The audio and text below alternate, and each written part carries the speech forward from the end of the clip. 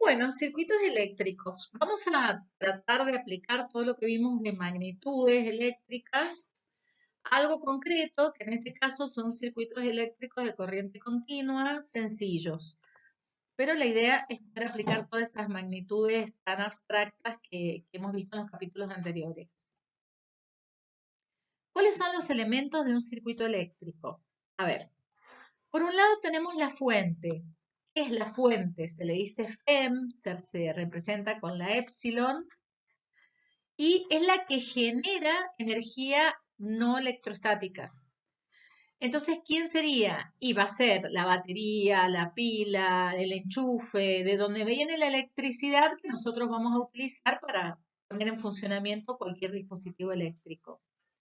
Siempre en esta fuente, digamos, cuando está entregando energía, el potencial en un borne va a ser mayor que el potencial en el otro borne. Estamos hablando de circuitos de corriente continua. Y lo vamos a representar con este dibujo.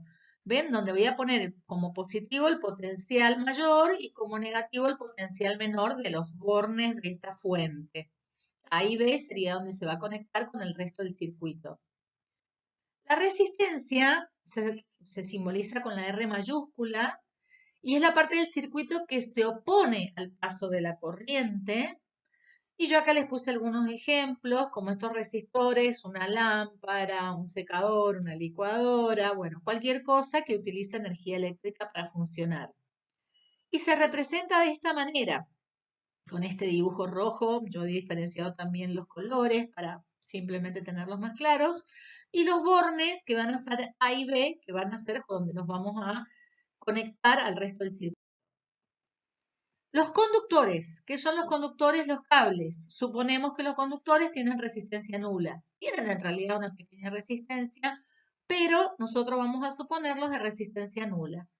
Estos son los cables que nosotros los conocemos, vienen con plástico por afuera para por aislarlos, por supuesto, y que la corriente circule por adentro, que generalmente son de cobre. Ya dijimos que la plata es mejor conductora, pero obviamente mucho más cara, por eso usamos cobre. Y se simboliza con estas líneas. Simplemente cuando ven estas líneas que no tienen nada, van a ser los cables. Un nudo eléctrico. Un nudo eléctrico es un punto del circuito donde se van a juntar tres o más conductores, tres o más cables. Eso va a ser un nudo, ¿sí? Y se simboliza como lo vemos a la derecha. Eso va a ser un nudo. ¿Por qué ponemos el nudo? Porque el nudo es como que llega a la corriente y cuando llega al nudo se tiene que separar en dos o en tres partes de acuerdo a cuántos cables haya conectados en ese nudo. Bueno, los circuitos sencillos que vamos a ver son, por ejemplo, acá tenemos dos circuitos sencillos, simplemente están puestos de diferentes maneras, pero sería un mismo circuito, donde nosotros vemos la fuente, que es esto verde que está acá, que mediante cables lo conectamos a la resistencia, que es aquello que va a moverse o va a hacer algo con electricidad. Y fíjense que siempre tenemos el borne positivo y el borne negativo. Lo primero que tenemos que hacer es partir del borne positivo porque la corriente por afuera de la fuente se va a mover de positivo a negativo. Recuerden que habíamos dicho que íbamos a considerar solo las cargas positivas en movimiento, ya que era el mismo resultado que consideráramos las negativas, pero era más complicado. Entonces, directamente las cargas se van a mover o la intensidad de corriente, que en realidad es la densidad de corriente, que es el vector, se va a mover de positivo a negativo por afuera. Y están marcados las diferentes conexiones que hemos hecho para formar este circuito. Ecuaciones que se utilizan. Bueno, la ecuación fundamental, que es la ecuación de Ohm aplicado a materiales óhmicos, metales, que al, digamos, someter un circuito a una diferencia de potencial AB, de acuerdo a la resistencia, va a crear una intensidad de corriente. Si la resistencia es más grande, la intensidad va a ser más chica y a la inversa. Bueno, esta diferencia potencial, como vemos, es la generada por la fuente. En el caso del enchufe de la red serían 220 volts. Como habíamos dicho, en el caso de una batería serían 12 volts, por ejemplo. La intensidad va a ser igual al valor de esta FEM de la fuente, ¿sí? dividido la resistencia del circuito más la resistencia interna de la fuente. A veces las fuentes también gastan parte de energía con una resistencia interna, que es lo que está pasando acá. Cuando esta resistencia la consideramos nula, es la misma fórmula despejando la intensidad, porque la FEM va a coincidir con la diferencia potencial AB cuando la resistencia interna sea cero. La diferencia de potencial AB, por lo tanto, va a ser el valor de la FEM menos I por R. ¿Por qué el valor de la FEM? Porque, por ejemplo, 220 volts, si la resistencia interna fuera de un ohm, bueno, le tendré que restar esto para la diferencia de potencial adecuada. La potencia, que era el trabajo sobre el tiempo, va a ser lo mismo que la diferencia potencial por la intensidad, y reemplazando por la ley de Ohm la diferencia potencial como I por R, me queda I cuadrado R o B cuadrado dividido. Bueno, en un circuito en realidad puede suceder que no haya una única resistencia, sino que tengamos varias resistencias, como sucede en realidad, y que estén conectadas de diferentes maneras. Para eso tenemos que calcular la resistencia equivalente, que no siempre es la suma de las resistencias, porque dependerá de cómo estén conectadas en el circuito. En este caso, por ejemplo, tengo una pila, dos focos. Este tipo de conexión se llama en serie, porque hay un foco a continuación del otro. Es como el arbolito de Navidad que hablábamos en la clase pasada. Acá sucede lo mismo. Estas resistencias R1, R2 y R3 están conectadas una a continuación de la otra con una pila. Siempre recuerden que la electricidad sale del borne positivo y llega al negativo por afuera de la pila.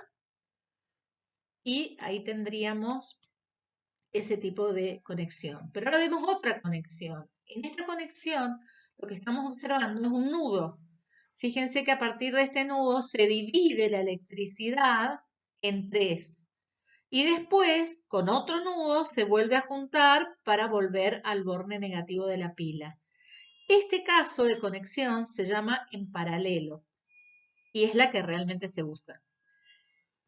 Bueno, la resistencia equivalente es la resistencia que puede reemplazar a la combinación de resistencias del circuito sin alterar la diferencia de potencial entre los terminales ni la corriente en el resto del circuito.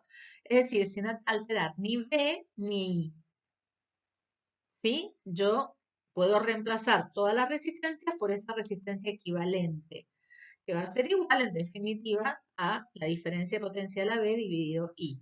Siempre recuerden que hay que ver quién es la constante en cada caso para poder decir si es directamente proporcional o no, porque generalmente en estos casos depende, pero si yo siempre tengo el mismo circuito, lo que es constante es la diferencia potencial, que serían los 220 volts que a mí me llegan por la red. Y de ahí, de acuerdo a las resistencias que yo conecte, va a ser la intensidad de corriente que yo tenga, que son inversamente proporcionales. O sea que esta sería la constante y estos serían los inversamente proporcionales. Pero también puede ser que lo que yo siempre use la misma resistencia. Entonces, en ese caso, la resistencia sería la proporcional, la constante, perdón, y la intensidad va a ser directamente proporcional a la diferencia de potencial. Bien, asociaciones de resistores. Como ya dijimos, podían ser en serie. Los resistores ofrecen un único camino para la corriente eléctrica. ¿Ven? Cuando están en serie hay un único camino para esta corriente. Acá sucede lo mismo, sale el borne positivo y hay un único camino para la corriente. ¿Cuáles son las propiedades del circuito serie? La intensidad de corriente es la misma en cada elemento de la serie. O sea, toda la intensidad de corriente en esta serie va a ser la misma. La que circula por R1, por R2, por R3, siempre va a ser la misma. Acá tenemos el esquema de este circuito, donde tenemos el potencial que sale por A, es mayor en A. Acá vemos el palito largo de la fuente. Y la intensidad de corriente entonces se va a mover en el sentido antihorario en este caso y va a ser la misma para todo el circuito. La otra propiedad del circuito serie es que la diferencia potencial entre los extremos de la asociación serie, o sea, A'B' o AB, porque si no tiene resistencia A y A' tienen el mismo potencial, sería lo mismo, y B y B' también tienen el mismo potencial. igual que C y C' serían el mismo punto, D y D' serían el mismo punto, porque los cables los hemos supuesto con resistencia nula. Entonces me dice que la diferencia potencial entre los extremos de la asociación en serie es igual a la suma de las diferencias de potencial entre los extremos de cada elemento. O sea, el potencial AC más el potencial CD más el potencial DB va a ser lo mismo que la diferencia potencial AB. Bueno, ¿cómo sacamos la resistencia equivalente en un circuito serie? Usamos las mismas propiedades que acabamos de ver, que la intensidad es la misma para todo el circuito. Entonces, la diferencia potencial AX, la primer caída de potencial, acuérdense que el potencial era Joule por Coulomb, qué cantidad de energía gastaba cada carga al traspasar esta resistencia. Eso era la diferencia potencial. Entonces, la diferencia potencial AX va a ser la intensidad que corre por acá por R1. La diferencia potencial XI es la misma intensidad de corriente por R2 y la IB va a ser la misma intensidad de corriente por R3.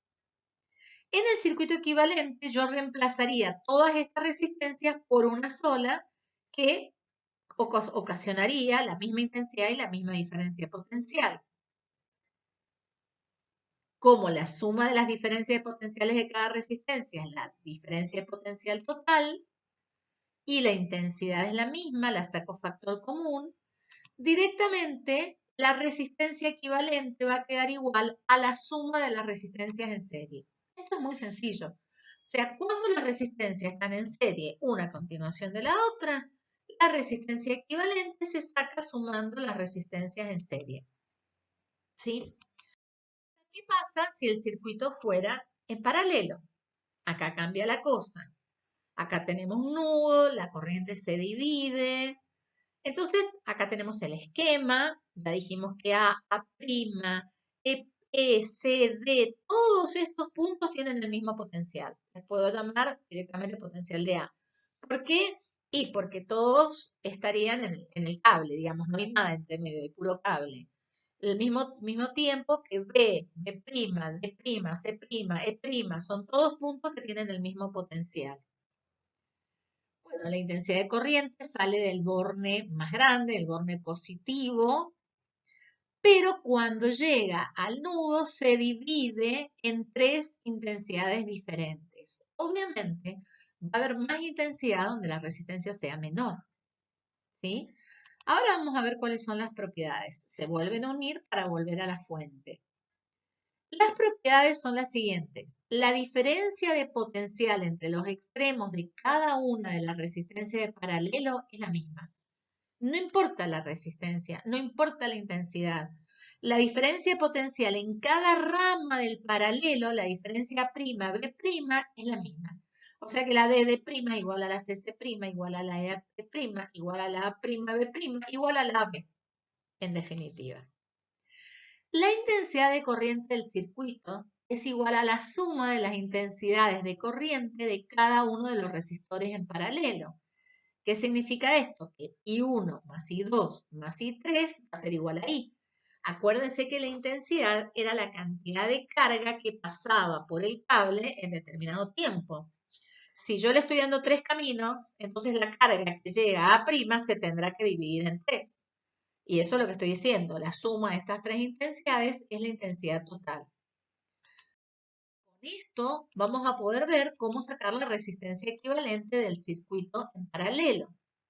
Una de las propiedades me decía que la diferencia potencial entre los bornes de cada resistencia del paralelo, de cada rama, era la misma. La otra me decía que la intensidad total era la suma de las intensidades de cada rama. Si yo ahora reemplazo intensidad, acuérdense que B es igual a I por R, por lo tanto I es B dividido R. La intensidad total sería la B sub AB dividido la resistencia equivalente. ¿Cómo quedaría el circuito poniéndole la resistencia que reemplazara todo el paralelo? Esto va a ser igual a I1, que es B sub D, dividido R1, I2, que es B C, dividido R2, y B sub E', dividido R3. ¿Qué pasa? todos estos potenciales habíamos dicho que eran exactamente iguales. Los puedo sacar factor común y simplificar.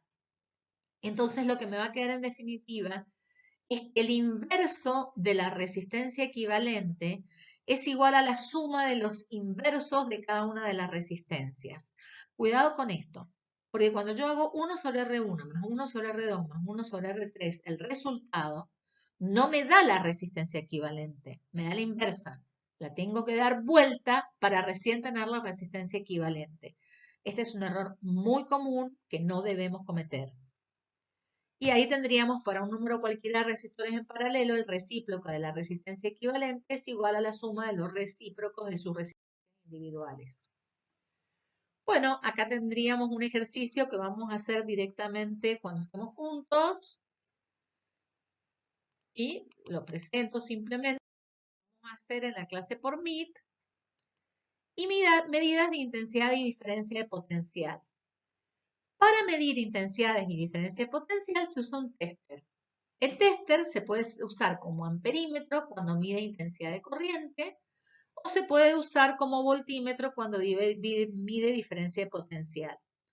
Como amperímetro, la resistencia interna del aparato, yo voy a mover un dial que tiene el aparato y simplemente lo que estoy haciendo es que la resistencia interna sea mínima, prácticamente no tenga resistencia. Cuando lo use como voltímetro va a ser al revés. Este dial lo voy a mover como voltímetro y lo que estoy haciendo es poniendo una resistencia muy grande. ¿Por qué ocurre esto? Porque si yo tengo un circuito, por ejemplo, yo quiero saber la intensidad de corriente que circula por esta resistencia, tendré que abrir el cable para conectarlos a los bornes del tester, este rojo y este azul. ¿Sí? Pero ¿qué sucede cuando yo lo abra? Yo quiero que la resistencia del amperímetro no me cambie la resistencia total del circuito. Por eso decimos que como amperímetro funciona con una resistencia mínima.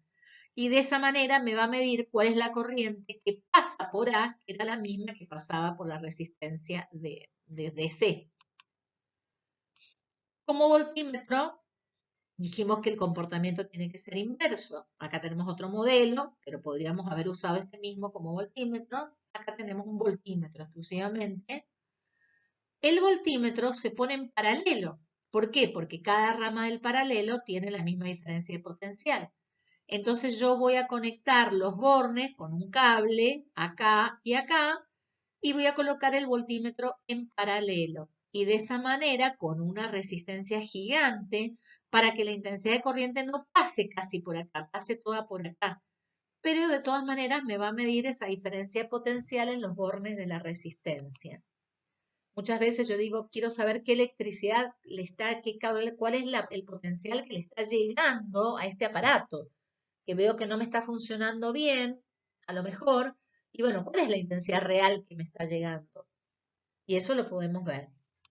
En un circuito mixto, y acá se nos complica la cosa, porque en un circuito mixto siempre para sacar la resistencia equivalente debo empezar de adentro hacia afuera. O sea, ¿cómo empezaría yo? Sumando estas dos resistencias, teniendo la resistencia equivalente de esta serie, R34. Después sacaría la equivalente a este paralelo, que sería 1 sobre R34 más 1 sobre R5, y después dar vuelta el resultado. Y finalmente haría R1 más R2 más el R del paralelo más R6 y tendría la resistencia equivalente.